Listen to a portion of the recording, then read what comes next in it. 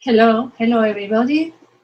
I am Lala de Dios, and today in this space for Encounter, we have the great pleasure and the great honor to have a very important guest, Beatrijs Sterk.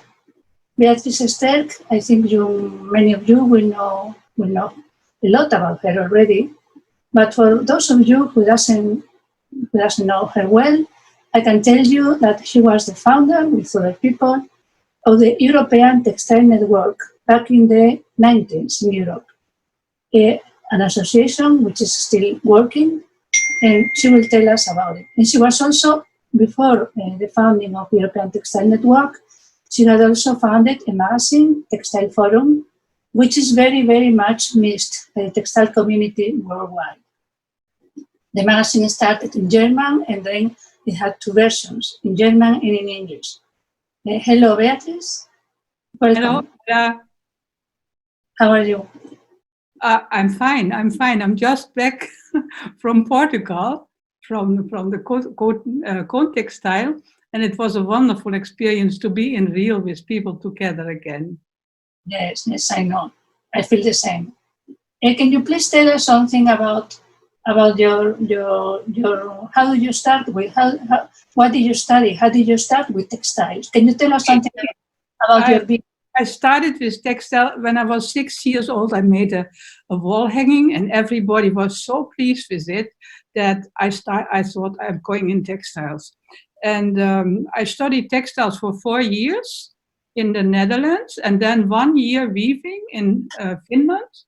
And I have stayed in textiles ever since. When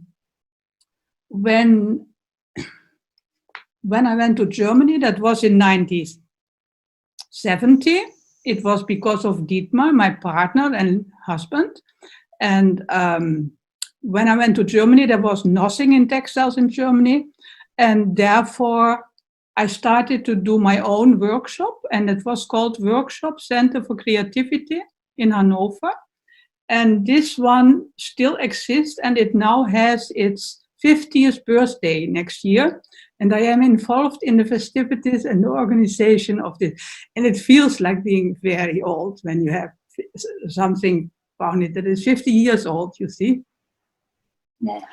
And, Textile Forum was started in 1982, and it was because of there was nothing going on in Germany really in terms of activities, and we wanted to activate the things a bisschen.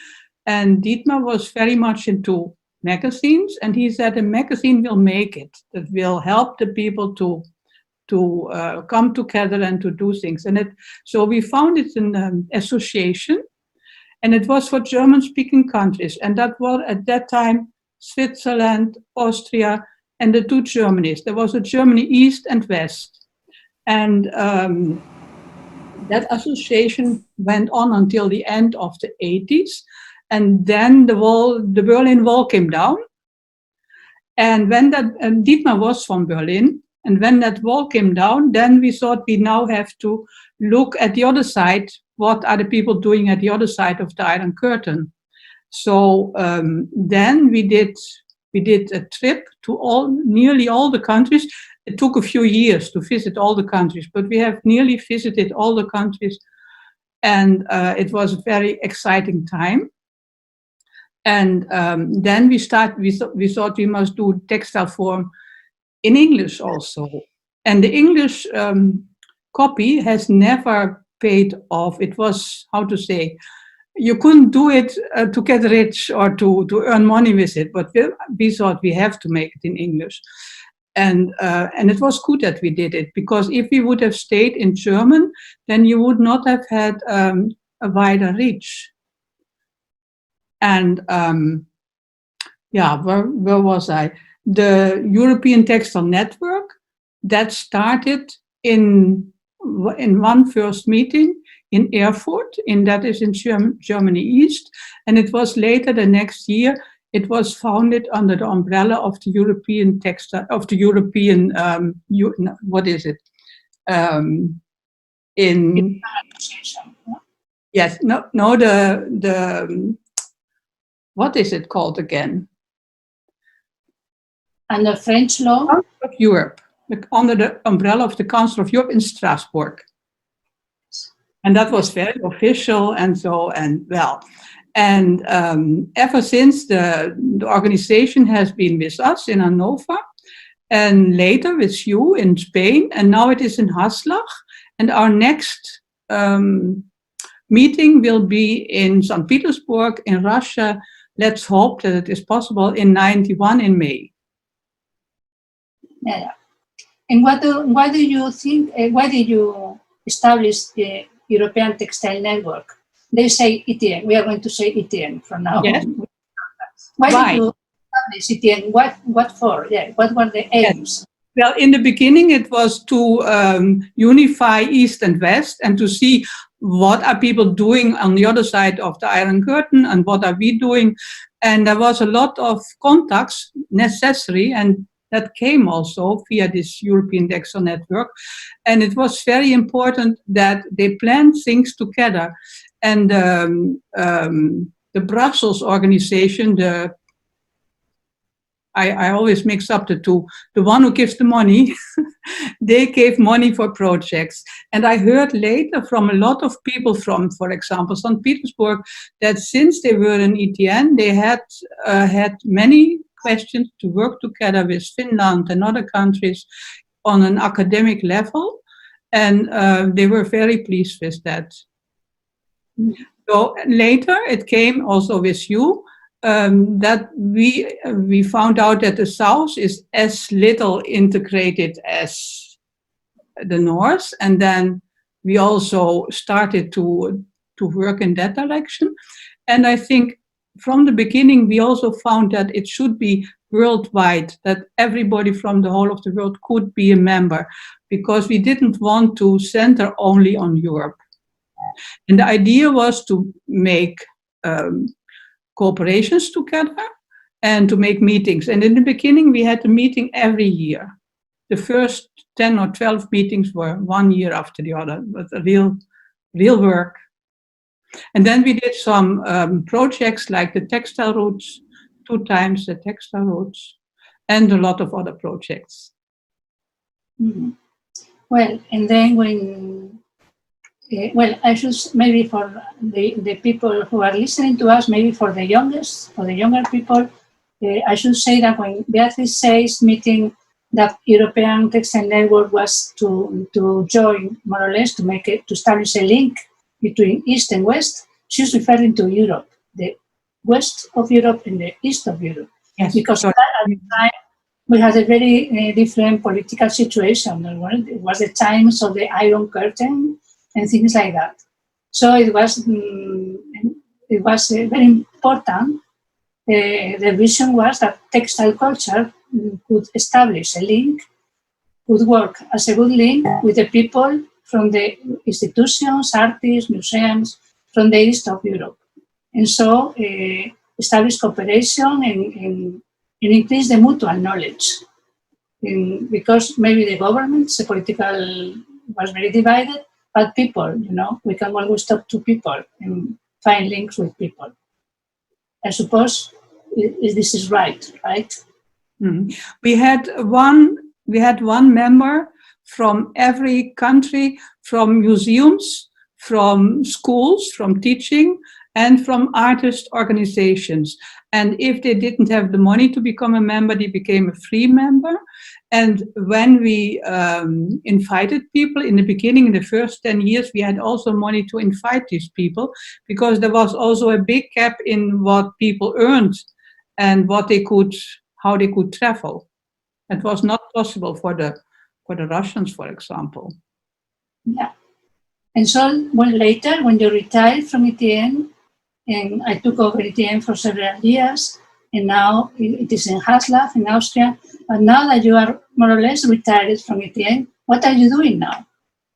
What I'm doing? I'm writing my blog, and I have still 5 things to write for my blog, from exhibitions that I've seen. For example, the Contextile exhibitions that we have just seen together. I've made photos and I'm going to write about it. And it was very interesting and very good to have been there. And there is still a lot on my list. I have seen extra large. In June, I could travel again to the Netherlands, and then there I've seen 2 exhibitions. Extra large is an exhibition about French state tapestries from Lursa till today. And the French state has a lot of tapestries that they have never shown. So there were huge things in Rotterdam in the art hall, and it was very interesting to see them and to be able to make pictures of them. So that will be in my blog.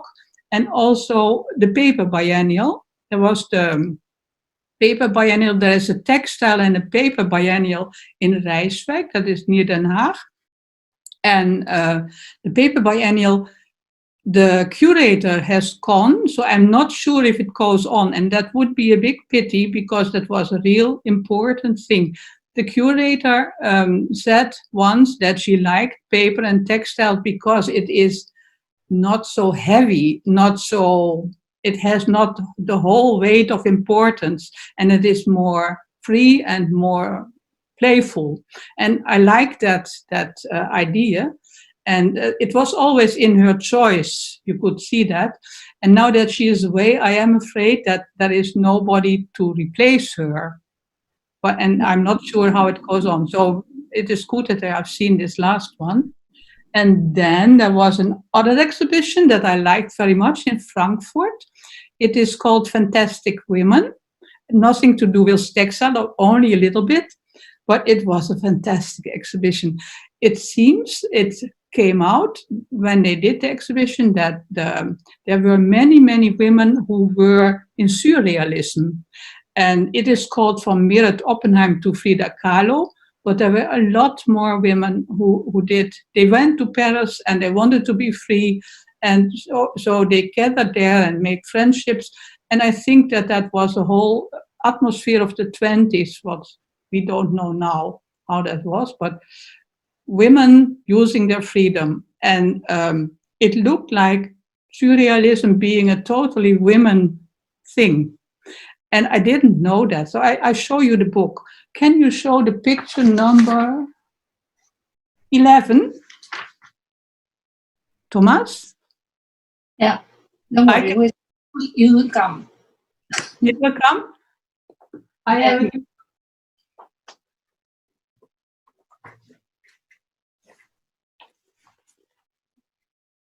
Lala. That's Fantastic Women. Yeah, it is in German, but it is also in English for people who want to buy it. Can you tell us something about this exhibition? It was 25 women, and it was an exhibition. You were dead when you had seen it because it was so much.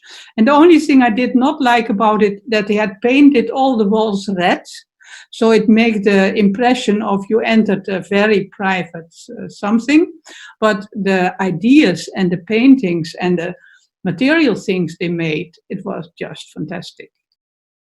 Something, and you can still see it. It is near Copenhagen, in Louisiana, museum there, and it is still on for several months. So anybody who can go to Denmark should see it. Looks very, very interesting. And then I've seen another exhibition that was called Li Mingwei. Li Mingwei is an artist who did a mending project on the biennial in 2017, and he mended my shirt. So then we got to talk together, and he said his teacher was Leah Cook, the textile artist Leah Cook, and his mending was not something textile, but it was something about giving and rituals of giving. And what did he say? Well, rituals of giving. And this time he had a big exhibition in Gropiusbau. It is a big museum in Berlin, and all his projects were exhibited there. So it was not textile again, but very, very interesting. So, and all that I still have to write. I was very lazy this summer. Okay, yeah. Well, maybe this summer, these last months, we had to cope with the situation, Yes. this extraordinary situation we are living. So we had to cope with that also. Something you said before is interesting for me. Talking about this small museum near the Hague, the museum where the paper biennials and the Yes. Yeah. Mm-hmm. Which maybe because the curator, which was a very good professional, maybe because the curator has retired, now there are doubts about about the way the museum is going to work in the future. So sometimes it's dangerous when an institution, maybe a museum, maybe an association, depends so much in just one person. But it is very often the case. Yeah. It's very often the case. Mm-hmm. There's a little bit of this in ETN also, because when you decide to retire, we were wondering if ETN could go on, remember? And I can see, I have seen this kind of thing happening in other associations too. So I think it's very important to have a collective behind, to have a group of people that can go on with our work. Yes. And to adapt to the changes that are needed so that the institution, the association, the museum can go on. Yes. What do you think about this? But I'm very happy that Christina and Andreas are taking over in Haslag because they are 20 years younger than I am, and they are a new generation, and they have a whole group of people around them. So they have a museum and they have a festival to organize. So they are doing, maybe the only thing that is a little bit difficult is that they are living so far off from everything. They are managing a very big museum, a former weaving mill, and that weaving mill is as big as the city where it is in. So it has completely absorbed the whole city, and then it was empty, and then they had to do something with it. And so it's a lot of work for Christina and Andreas to fill that gap. So they have now a university course for weaving, for jacquard weaving, and courses for all kinds of things. During the winter and in the summer, they have summer courses for the people who come from far. And they have a very good festival and a market. The market is famous for the whole of far beyond Austria. And I've always admired what she's doing. So I was very happy that she, from the younger generation, took over. But you're right, it was in your case, so that it depends always too much on the work of one person. Yeah, because I'm thinking also of this organization that is hosting us now here in this. This is the Pre-Bienal organized by World Textile Art Organization, founded by Pilar Tobón, our friend. And I like very much the way things are moving in this organization, because, for example, this event we are having now, we have been invited to take part in this event, and it's something very new. I think it's the first time a textile biennial, okay, call it pre-biennial if you want, but it's a biennial, is completely online and open to other way to communicate and to share ideas and to join people, because at the end we have 130 people listening to us in this moment, and there will be many more later when this is on YouTube. And this was completely new. Nobody thought of this kind of thing when Pilar started this organization. Yes, so, I remember when Pilar started, it was called Women in the Textile Arts then. And I was a little bit suspicious of this title. And then it developed slowly into World Textile Art. And I like that title a lot better. And it became better every year when it happened again. More important every year, I think. And I have been at the last 3, maybe, or the last 4, I have been with them since 2009. And then I did not miss any. Yeah. And what they are doing now with this online thing, that of course, when you are living in Chile, it's very important that you have access to things, and it's very good idea, especially in this time of Corona, that you can do everything online. Okay, let's go to another point. You are really one of the, okay, you are an expert in textile art. You have been following textile art, visiting exhibitions, taking part in the juries for many years. So how do you see the situation now in textile art? Because you know very well, just a minute, please. Yes. You know well that we are now seeing a lot of textiles in contemporary art museums, for example, yes. Art galleries, and this has never happened 20 years ago. It's relatively something more or less new. And I don't know what is this. Well, I have an idea why this is so, but I would like to listen to your opinion about it. Yes. Well, I think that this whole thing with the fine art and textile that started in 2014, and maybe it was 2 years earlier in America, but here it started with this book. Maybe that is book number 1. Book number 1, Art and Textiles. Slide number 1. Very big museum I will show it when it won't come. It's here, yeah. Yeah, that's the one. Yes. It's that book too, it exists in English, the complete thing in English. And of course, I have the German one. And in that, they wanted to show stoff, also fabric, as material and idea in art, from Klim to today, it said. And they had paintings, and they had all kind of textiles used in art, and it was really interesting. They had, of course, little craft, because that is the problem, that such people then forget that there are a lot of people who are doing all the time in textiles, and they showed only fine art in textiles. But it was nevertheless very good, very well done. And the curator worked 3 years on that book, and it's also a very good book.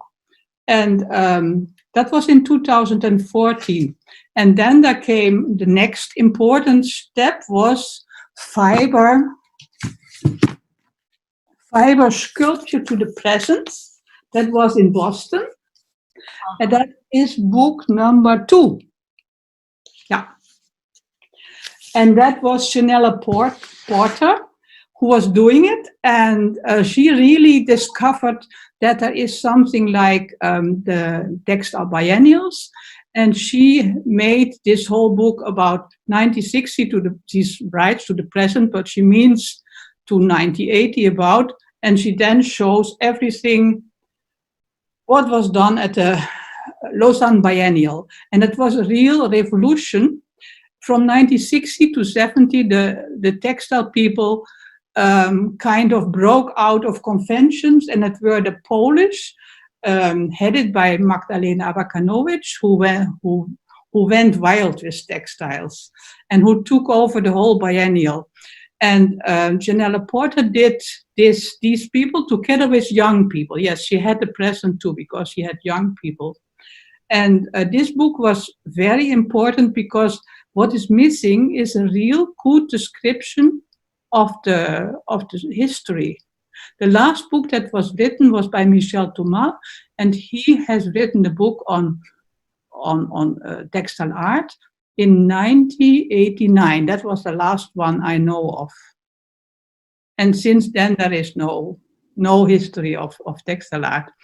And so textile art somehow in the history of art doesn't exist. And this is really a problem. And then what was after that? Then came Entangled, picture number 3. And this was in 2017. And of course, I visited all those things. And here, the curator had looked in all the archives, what artists have we overseen? And that were mostly women and mostly textiles. And then she found out that there were such a lot of textiles and such a lot of interesting women in textiles that she gathered them together and made a whole new arrangement of them. And there were also craftspeople in them. The English people who know about craft, they say that they didn't ask people who were in the know and who could have told them who are the important ones. They found out themselves. So people from fine art found out themselves, and of course then they missed some, and therefore it was not, let's say, it did not cover everything. And then after 2017, it started to calm down a little bit, this eruption of interest for textile art. And then came a period where they showed famous women in textile art. So like Hanna Rügen. Hanna Rügen is a Danish artist, and she was the first to be in the Documenta in 2015 already. And then she had her own exhibition. Where is Hanna? That is picture number 6.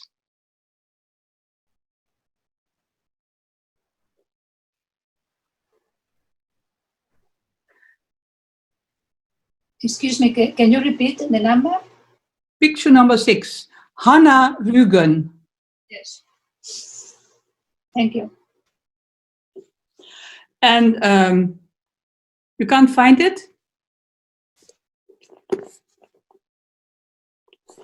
Anyway,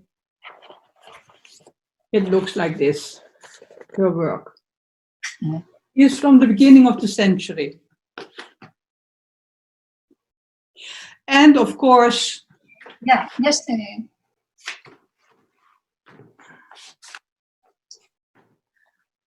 Yeah, it's here, Beatriz. It was here a minute ago. Just wait a minute. the screen is not showing. Number 6, please. Yeah, here.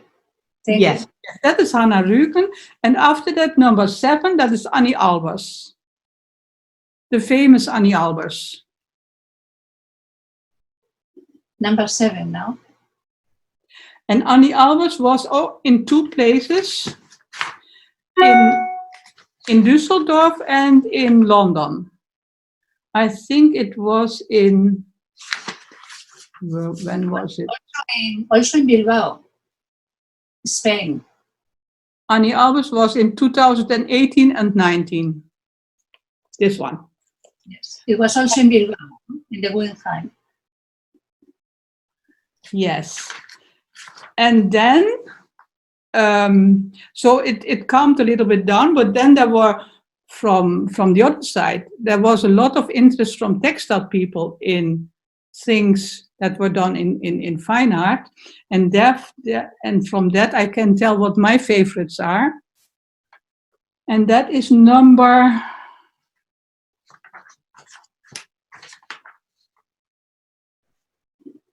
8. Shiharu Shiota. It is a woman living in Berlin, and she makes big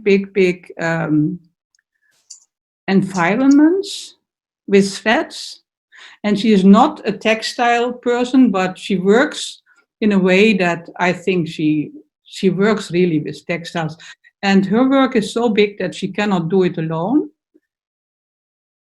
and that she needs a lot of helpers to make her stuff.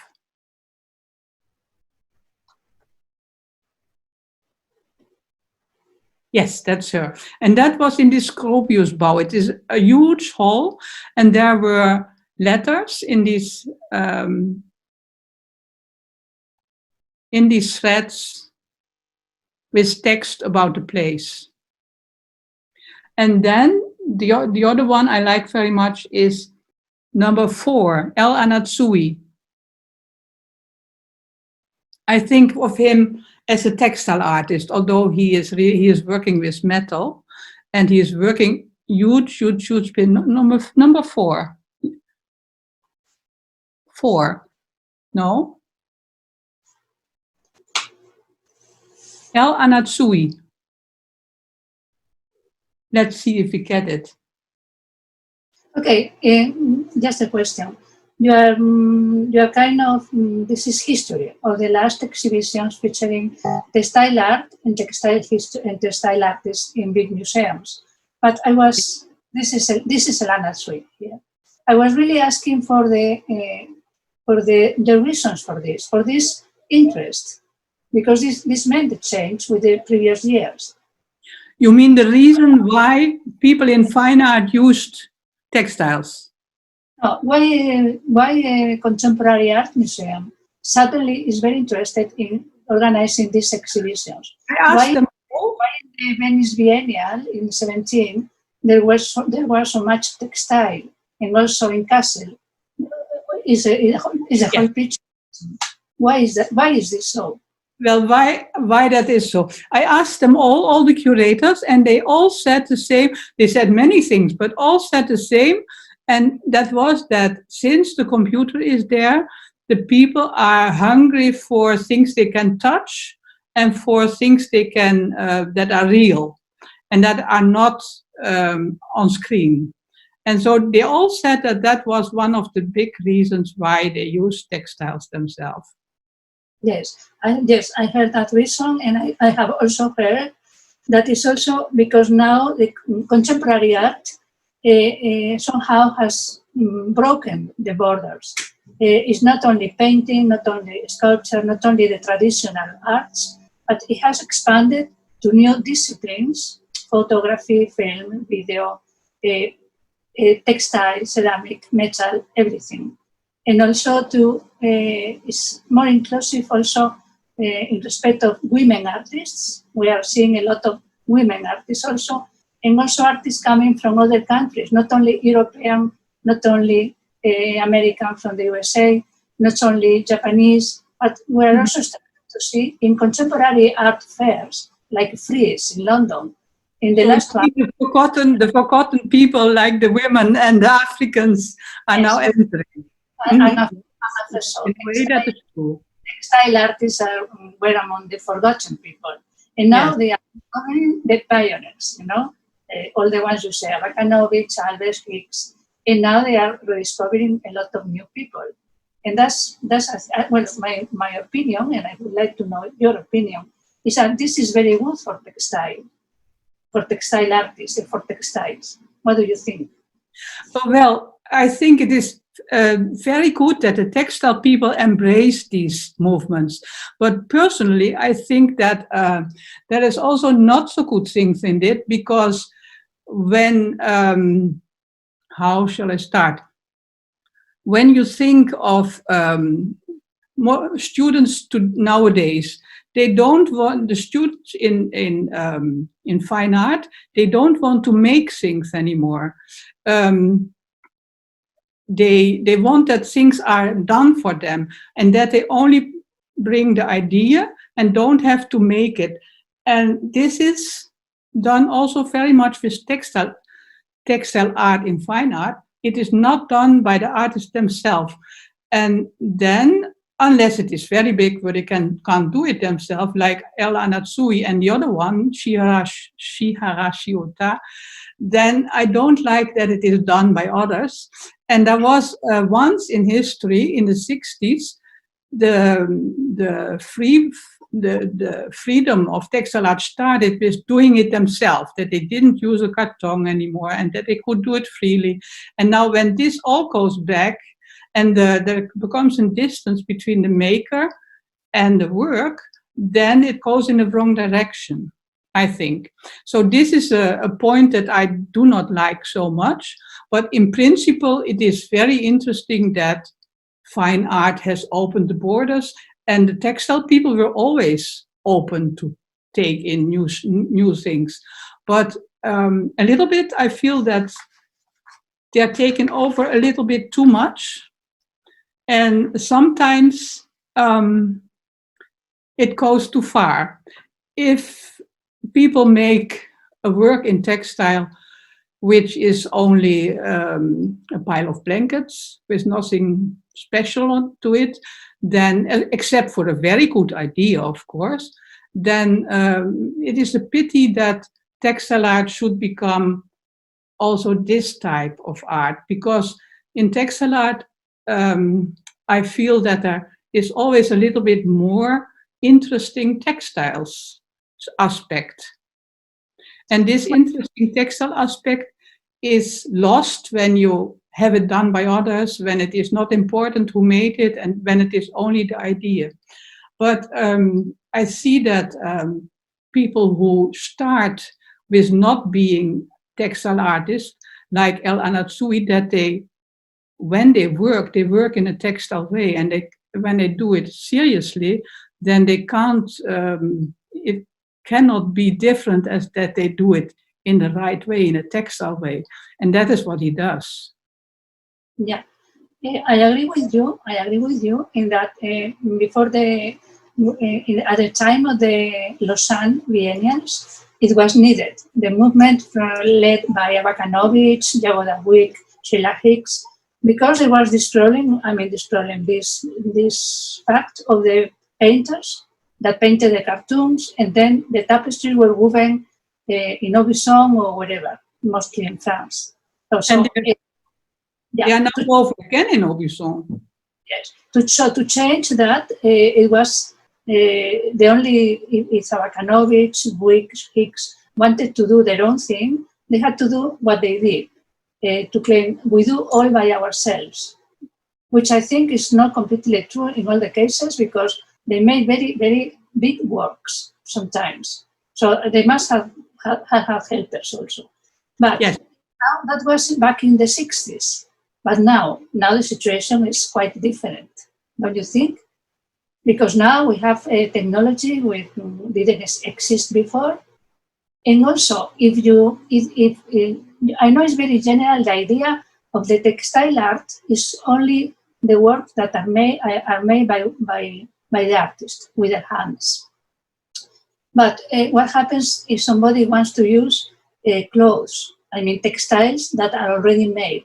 You see these big installations from Christian Boltanski, for example, and so many others that work with clothes in or Cristo. Artists working with textiles that are already there, not made by them. Mm-hmm.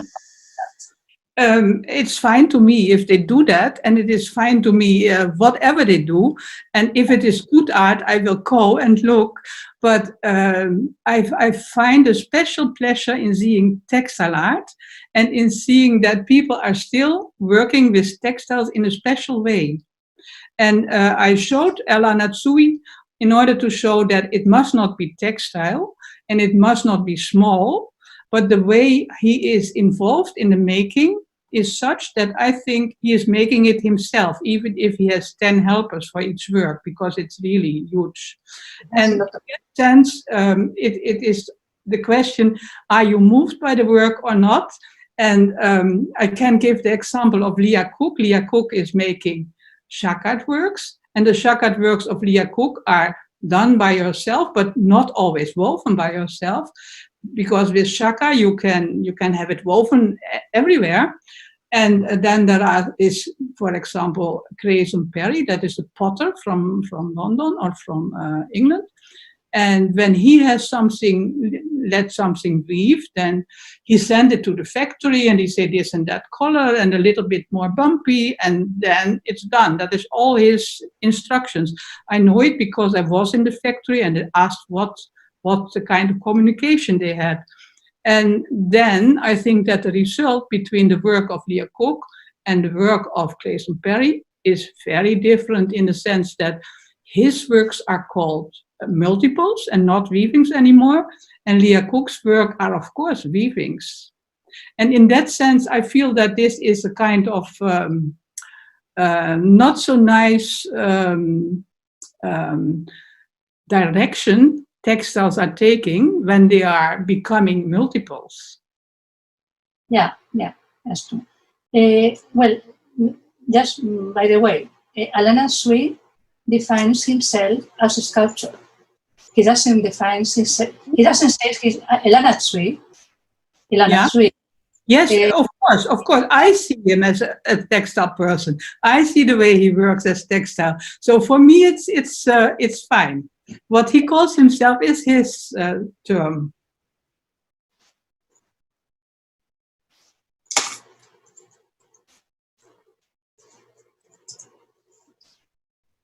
Well, I don't hear you anymore. No, yeah, sorry. I was trying to think, because, we have talked about this a lot of times. Just 2 days ago in Portugal, we were talking about all these things. And because this is the way we call the works, the name of the works, or the way an artist thinks and defines himself or herself. Some people say, I am a textile artist. Some people say, I am a visual artist. I am a transdisciplinary artist. I am a craft. I am an artisan. Yes, well, that is completely up to them, what they want to tell what they are. For me, it is interesting if I like the work, and I mostly like work that is textile. And it must not be, it can be metal, or it can be big, or it can be small, but it is the spirit that comes across from the work that's, if it touches me, then I'm interested. And this is a difficult question, because sometimes it can be that people who are not textile people make better textile art than textile artists. Yeah. It's possible. There is a question from the beginning of our conversation. There is a question from Josie Anaya. Oh, yeah. So Josie. A lot of people are here, a lot of friends. Yes. Yes, please tell the listeners what you look for in a textile artwork. What are the key points that you particularly pick up? Okay. Good question. Yes, well, what I look for is, first of all, that it moves me. Something that it moves you. No, but why do you consider that I feel touched by it? And there are works where when you are in a jury, then you have to look at 100 works in 1 hour, and then there is this quick going through from no, yes, that is it. And you see it immediately, but you cannot describe it really, what it is. It must not be textile, but it is important that it has a kind of intimate making. For me, it is important that the making is not accidental, but that is thought over it, and that it is logical, and that it is in the process. And then the question was about what you look for in a textile artwork. Not in any artwork, in a textile. Okay. In textile artwork, I think for me it is important that the textile technique is done in a way that is not an offense to what I feel it should be. So the technique is important in that case, yes. But that said, if the work is so good that the technique doesn't have any importance anymore, that can happen too. Uh-huh. Yeah. It's a question that I have to think of longer, because it's not easy to tell what is good. But in the case of just some textiles that lay on the floor, or something that is well worked over and well thought and well. In the Lodge Triennial, I was together with some textile artists from the Nordic textile art, And they went through the exhibition, and then they said, we have seen that, and we have seen that already. There is not so much new here. And they mean with that there is something which their eye as textile artists would catch. And there was a lot of new art things, but for a textile artist, it was a little bit disappointing. And that is because they have their own very good things done already.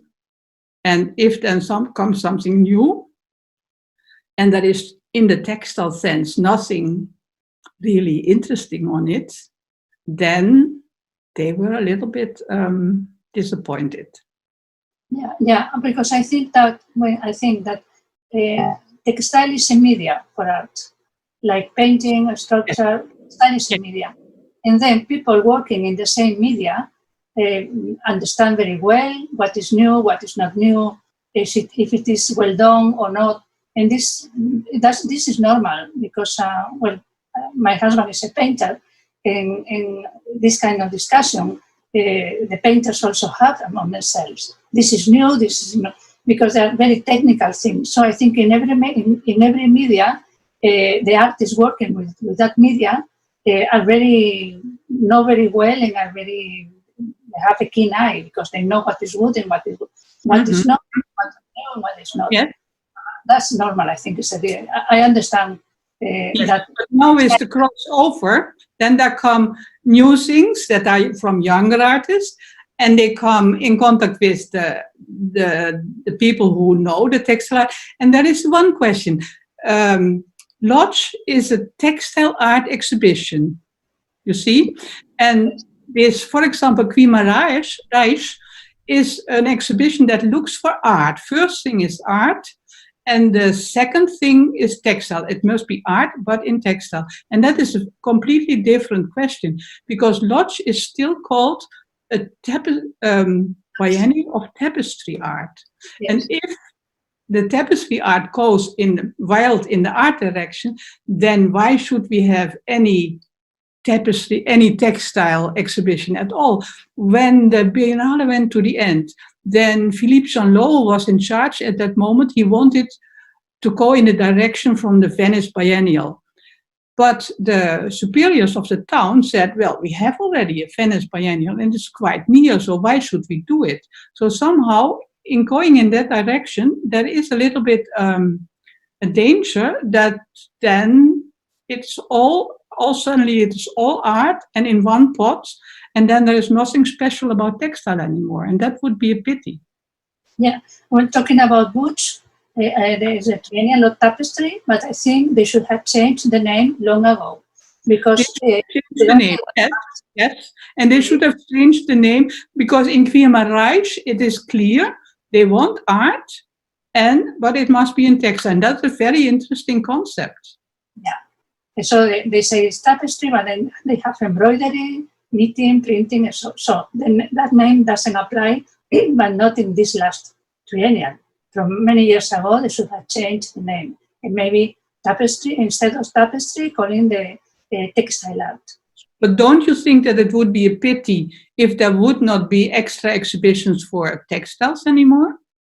No, I think just in my personal opinion, yeah, I think that there should be exhibitions for textile art, yes. Mm-hmm. Yeah. And but it depends, and then it's for the artists, for each artist to decide how he or she wants to manage her career. Because if he chooses to go for textile biennials and triennials, he will go one way, and he will close some other doors. Yes. Yes. Chooses to go to try to go ahead in the field of art, he will go to art galleries, he will go to art competitions. Yes, and that is the battle. I think that is the battle we have still to win, because if you then come to what does the normal people know about textile, and what do they think about textile, it is a pity, but that is not much. And I can make the example of the book Vitamin T, that is book number, what is it? vitamin T. Book number 9. This book. Yes, I know the book. From 2019. Yeah, that's from 2019. And it is the 108 curators were asked what is a really interesting work in textiles, what impressed you very much. Those people were asked. And they searched for 138 artists. And from these artists, there are only 4 who do craft, who textile people, and they were very old already. So from all those 138 people, nothing in craft, nothing.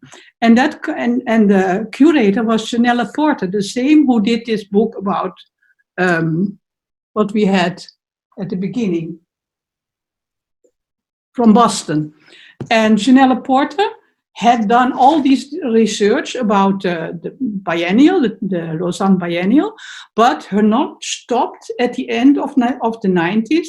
And she knew that there was feminist art, and she knew everything that had happened within fine art, she knew, but she knew nothing about, for example, the digital weaving or the new movement with the tapestries, the European tapestry movement. She didn't know anything about that. And so she writes a history in this book, and the history just says nothing about textile. And I think that we, the textile people, should make our own history, write it. Well, you go on repeating the word craft. A lot of times you have missed when craft is important. Yes. You say craft, which I think is very, I don't know. It is art in a craft medium. I would call it that. Okay, yeah. In this book, you have that song. There is people, artists like Teresa Lanceta. She's in the book. In this book? Yes. Then she was one of the people I would call craft. Yes. And also Daniel Giannone and Leo Chiacho, they are also in the book. And we are not craft. Yes. No, please. Okay. Well, I found that it was a pity that this history, what Janelle Porter wrote, was so little interesting that it seemed that she didn't know anything about what happened since 1990. And I was so in favor of her because of this Boston book, where she did a great job and where I loved everything she wrote. So it was really a pity. And I find that the people who do craft, who do art in a craft medium, are underestimated and are still underpriced and are still not recognized. And Annie Albers said it, that if it is done on paper, it is art, and if it is done on textile, it is craft, and then it is 10 times less in value. And that is just because of women and because of the tradition, and this battle we still have to win, I think. And I think that, for example, Anna Torma, you know Anna Torma in Canada, she now has a very big exhibition in the Textile Museum of Toronto, and she is now on the point, I see her on the point of becoming internationally known, and she does embroidery in a sense of, she says of herself that she does art in a craft medium. And I see her coming out now in a wider context, and that should happen much more often.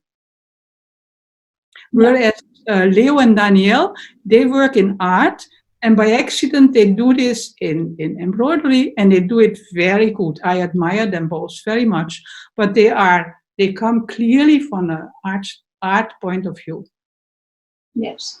I think that one of the key points here is not only textile art, is contemporary art. In this book, in the last book, in Faidon's book, it says threads and fabrics or something like that in contemporary art, contemporary. And talking about Contexto, the Portuguese Biennial, it is contemporary textile art. And in this biennial is a good example, Contextile, because it's a project I know very well. I have been collaborating with them from the first edition, and I have been in the jury several times. And at the beginning, I was a little bit confused because in the jury, we are usually 5 members. And at the beginning, I think in two occasions, I was the only textile people there. All the rest, museum curators and art gallery curators and so on. But I must say it's been a very, very interesting and enriching and learning experience. And I think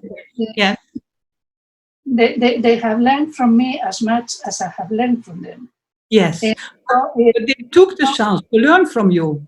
And they had a good person who knows everything. So in most juries, they don't have anyone who knows about craft. Yeah. Well, but in this, what I look for now is in contemporary textile art, the 3 words, I need the 3 words, is a balance between the concept and the making.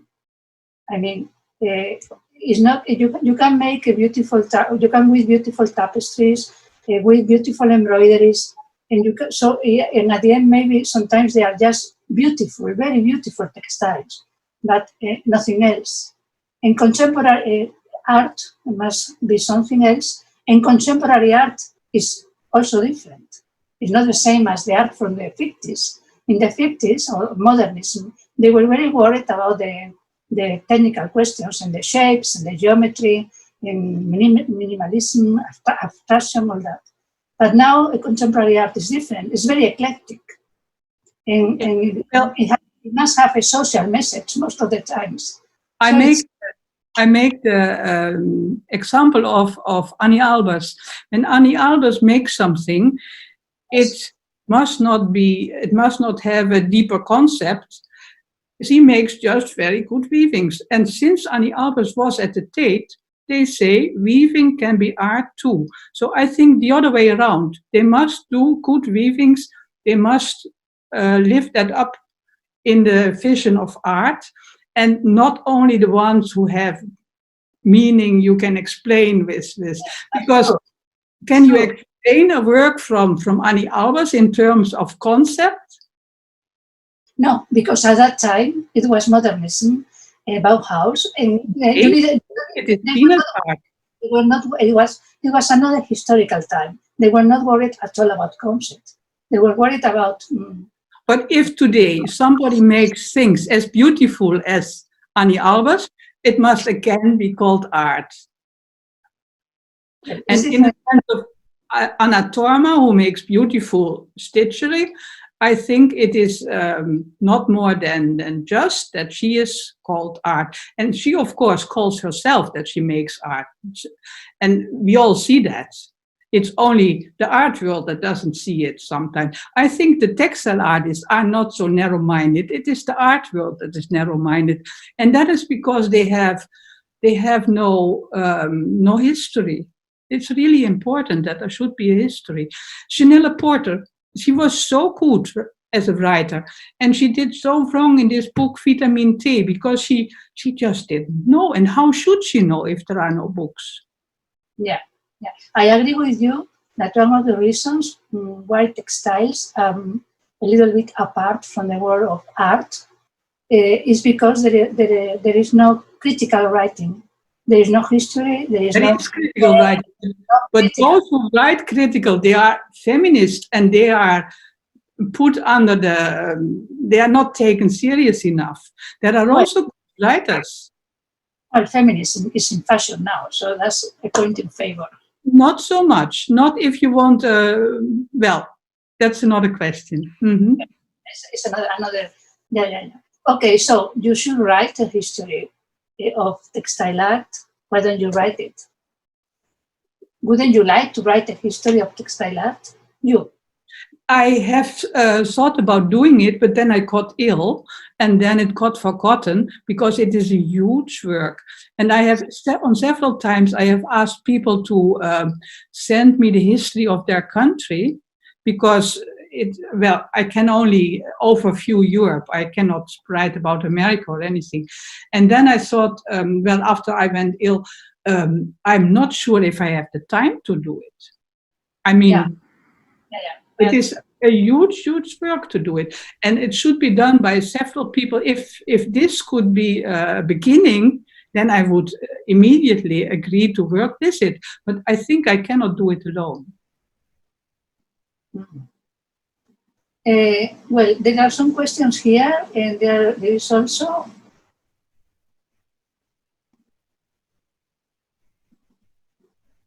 I'm going to. There are many questions. Zulaima Malavé from Venezuela, I want to know, what do you think of the works of the ancestors? I mean, I understand pre-Columbian textiles. And what do you think of these works being the basis of new or contemporary textile work? What do you think of contemporary textile works which are based on pre-Columbian works? I love that concept. I love it. And I think that those old works are works of art. And when you take them as a basis, there is one who did that. What was her name again? Danielle Contreras Flores from Chile. She had a talk in Contexto that was the best of all. It was fantastic, and it was about this. What did we have, and how do we honor that? Yeah, I think that is a very good idea. Yes, that's that. Yes, this was a work that was at a mini exhibition. Uh-huh. I'm looking for another questions because there are so many. From Cynthia Barbosa from Chile, she says that it has called her attention what you have said in relation to artists that work with textiles but don't really know textile. She's starting this way, her way in textile art, and she would like to know how she can really know textile, where she can really learn textiles, in the academy, in university, in industry, in textile design, in craft. She wants to go to learn somewhere. Yes, and she's in Chile. She is in Chile. Daniela said that she has come to Europe, but the best things are at home. So maybe if you can't travel, then go to the museums. Yeah. And study closely what's there, because I have seen wonderful things in the museum in Chile. Beautiful things. And if you want to know where are the best schools, that is very quickly said. The best schools are in London and in England, and the best way to become free is in Amsterdam and in Enschede, as far as I know. There are of course others, but if I am already an artist and I would like to become more free, then I would go to Holland.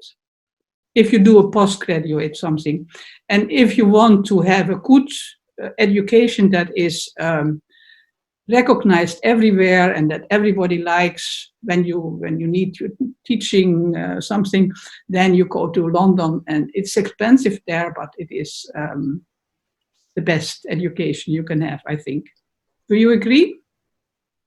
I'm sorry, I was answering some questions. I'm sorry. Okay, sorry. Oh yeah, oh, sorry. Can you repeat, please? I think that either London or in Holland, the two things I know. To learn, yes. The UK, I don't know if London. But if you are in Chile, then go to the museum and learn from the real, from the museums. Yes, because also in Santiago de Chile, they have a wonderful museum of pre-Columbian. Yes, I have been there. It's fantastic. Yes, I have seen the pictures, and so they can learn. They have the best. Annie Albers and Sheila Hicks were there to learn. Also. Yes. In other countries of Latin America, they have the best art, the best textile art there. Yeah. Okay, this is very interesting. There are a lot of questions and a lot of comments, but let's maybe change a little bit, another topic, because we have already been for a little bit more than an hour, maybe. We have already more than an hour. Mm-hmm. So, because I would like also to ask you, what do you think about the situation we are living now with the pandemic? How do you think it is affecting the textile community? Because exhibitions have been cancelled, there is no presential meetings for the moment. What do you think? How do you think things are developing? You have been in Portugal. We have been both. And I was only one of 10, maybe there were 10 people who were there like me, who had not to speak and no works in the exhibition. All the others who were there, maybe were there 50, 60 people altogether. Yes, they had either a work in the exhibition or they had to speak. Yeah. And still it was, it traveled widely because it was done in a very professional way in online. And I think this must be the future. If people will not be able to travel so much anymore, and it must be done in the way we are trying now, that we reach out for each other by online media. And I have written something where the next online things take place, and it is really interesting because the New York Textile Month is also online. Yes, I was going to talk about it also, yes. Yes. And you can take part in courses with really important people. And that is now, it is in September. And Selfridge, the virtual World Fair, they did it from 3 to 5 September. And they had online shopping and online courses, and that was the same thing. They had planned a World Fair, and then came the pandemic, and now they opened it online. And the Pre-Bienal in Chile, of course, that is also what we are doing now. That is part of the Pre-Biennial. And that is also good. If you live in Chile, it's the only thing you can do in order to reach an audience. And then the Textile Society of America is doing their 17th biennial symposium. It's called Hidden Stories, Human Lives. It is from 15 October till 17. And there are very many lectures and courses like usual in their symposia. And you can take part in everything online. And I think that it is, you should do it. And then there is a traditional textile center of Cusco. They have held an auction online in order to help the weavers. And that too was great success. And I think that these are the things we have to learn now, and we have to learn quickly. Yeah, I think that I was asking about Contextile because as I have been in the organization this year more than other years, there have been many doubts, because it was a great risk, even an economic, a financial risk, to do Contextile presential. But at the end, I think it has been very good. This mix of presential event, exhibition, presential event, and also online. And I know they are going to take the exhibition online also, as many exhibitions now. And I think it will be very interesting because many more people will be able to see the exhibition and to listen to the presentations. Yes. It has been only presential. So at the end, we have to look, I think, for this situation, which is, of course, very painful for many people and with so many sick people and dead people and all that. But it has also its positive parts. I think it changed the way. It has changed the way in which work and communicate, and I think this is going to stay, more or less. What do you think about this?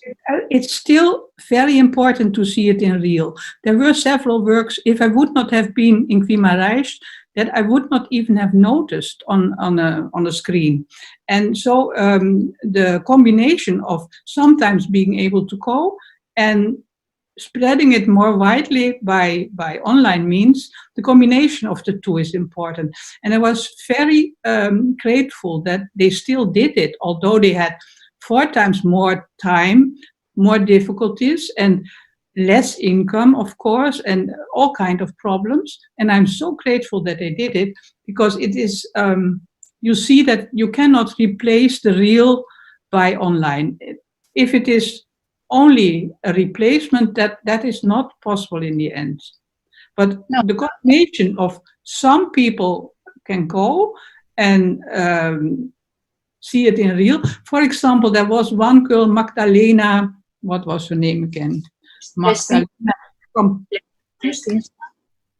yeah, and she made a theme, and the theme was present, future, and past, and then as a first thing, and that she called it beyond, and it was something not religious, not spiritual, but beyond was the word she used, and that exactly you could feel when you saw her works, and that is something I think you could not see from pictures. I have looked at my pictures and I could not see it, and the word was exactly what you felt when you saw it, that it was something fallen out of time.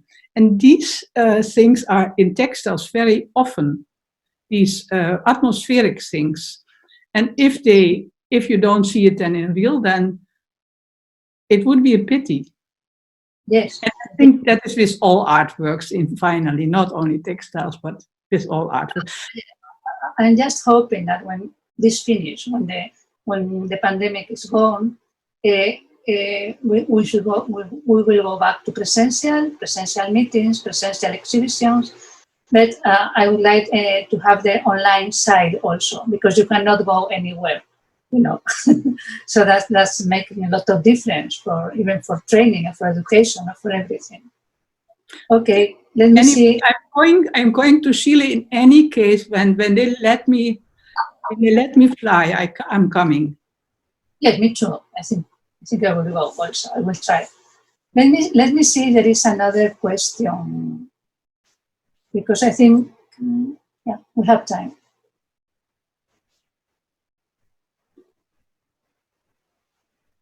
Well, there are many congratulations for you, and also for me.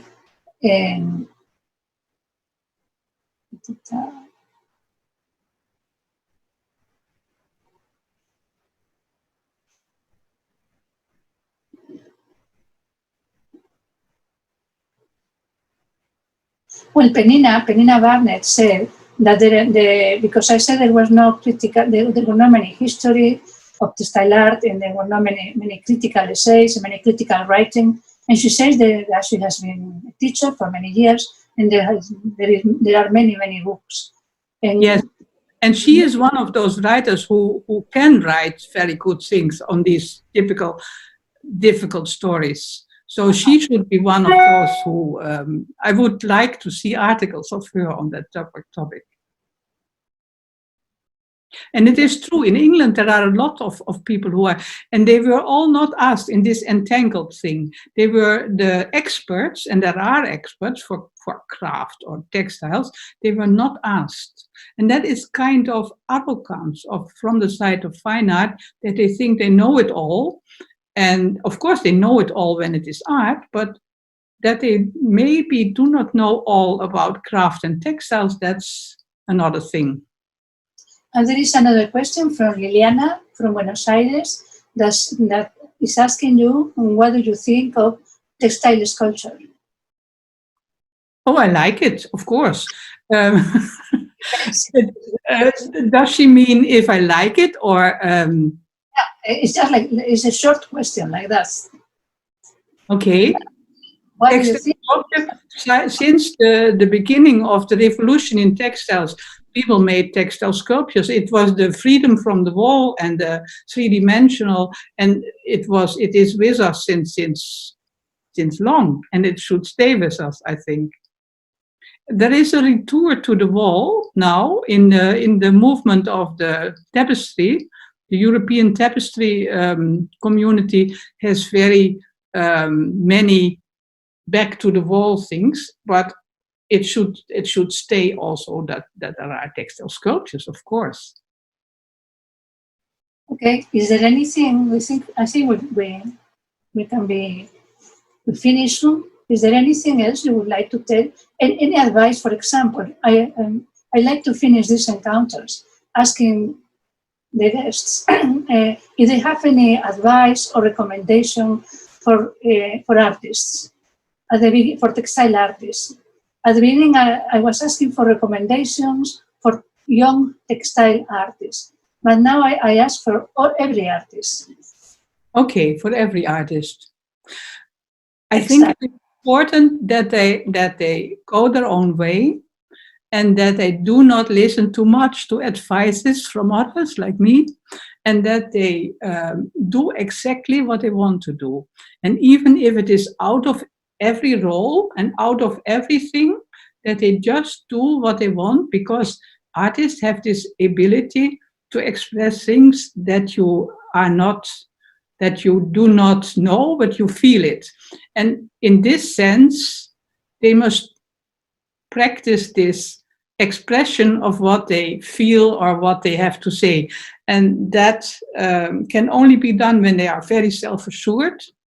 And so I wish them for self-assurance and for the courage to go ahead in their own way. I think it's a really good advice, very good advice. Okay, I just want to say anything else, please. Thank you. Thank you. I had still two works some of the works that I have not shown, and that is Juliana Uribe Villa from Colombia. That was one of the artists I had not known before, and I was very impressed with her. That is picture number 12. Juliana Uribe. Sorry. Yes, this is only a small picture, and this is done by taking threads off, and I found it so incredible. She has made larger works, so incredible, precise, and good done that I have not so often seen something so well done like her work. And then there is another one, that is Elvira del Cambach Imbach from Uruguay. So these are the people I have noticed in just some of them in South America. And yes, you can't really see it, but the picture is not so good. But you see there are portraits in these laces, and they give a very airy feeling and a very poetic feeling. And I think it had a prize in one of the things when I was a jury, and I liked it very much.